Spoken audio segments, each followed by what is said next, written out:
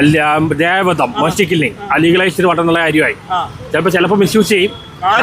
ആളുകൾ പ്രായമായ ആൾക്കാരെ കൊന്നുകളയും ചിലപ്പോൾ പ്രായമായ ആൾക്കാർ എല്ലാവരും കൊല്ലാൻ ഇവിടെ കൊറോണ വന്നിട്ട് മരിച്ചില്ല പോപ്പുലേഷൻ കുറയ്ക്കാൻ വേണ്ടി ചിലപ്പോൾ യൂട്ടിലൈസ് ചെയ്യാൻ സാധ്യതയുണ്ട് അതുകൊണ്ടാണ് ഇത്ര നാൾ ലേറ്റ് ആയത് പോപ്പുലേഷൻ കുറയുന്നത് നല്ലതല്ലേ എന്നെ പോലെ ആൾക്കാർക്ക് നല്ലതാണ് യൂട്ടിലൈസ് ചെയ്യാം തന്നെ പോലെ എന്ന് പറഞ്ഞാൽ ഞാൻ മോഷ്ടിക്കില്ലെങ്കിൽ എനിക്ക് മരിക്കണമെന്ന് ആഗ്രഹമുണ്ട് എങ്ങനെ മരിക്കണമെന്ന് ആഗ്രഹമുണ്ട് മരിച്ചു പോകണം വലിയ പെയിൻ അനുഭവിക്കാതെ ഇപ്പൊ തന്നെ മരിക്കണോ ഇപ്പൊ മരിക്കണോ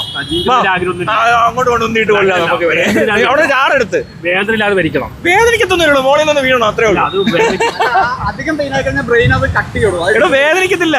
താൻ വാ നമുക്ക് ഇതിന്റെ ലുലുവിന്റെ മോളിൽ നിന്ന് ചാടി ചാകുന്ന ആദ്യത്തെ ആള് ആരാട്ടറായിരിക്കും എനിക്ക് മേഴ്സിക്കില്ലിംഗ് മതി മേഴ്സിക്കില്ലിംഗ് തന്നെ വേണം അതാ നല്ലത് മേഴ്സി ഉണ്ടോ നമുക്കൊരു ദയ ഉണ്ട് ദയ തോന്നും മരണത്തോടൊരു ദയ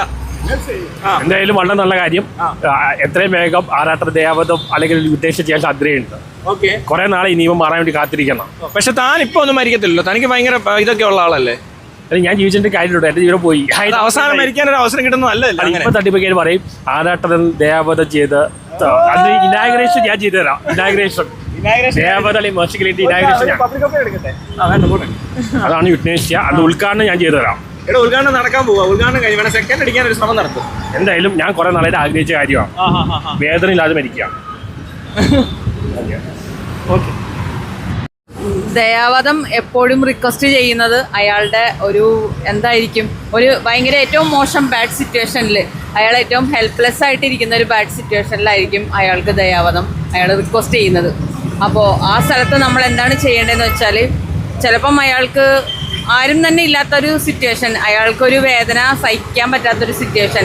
അതിൽ നമ്മൾക്ക് എന്തൊക്കെ പബ്ലിക്കിന് ചെയ്തു കൊടുക്കാൻ പറ്റുമെന്ന് ആദ്യം നമുക്ക് ട്രൈ ചെയ്യണം. അതിനുശേഷം മതി അതിനെപ്പറ്റി എന്നുള്ളതാണ് എൻ്റെ ഒരു പേഴ്സണലി ഒരു മനസ്സറിഞ്ഞ് നമുക്ക് ഒരാളെ ഒരു മരണത്തിന് വിട്ടുകൊടുക്കാൻ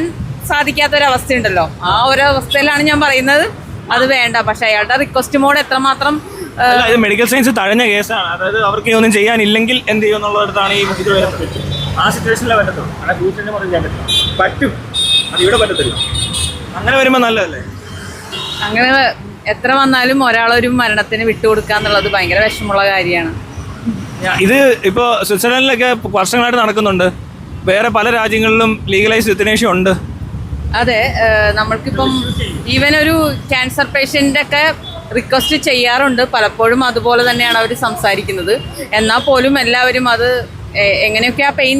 സഹിക്കുന്നു പറഞ്ഞിട്ട് അത് അവർ ലൈഫ് സസ്റ്റെയിൻ ചെയ്തു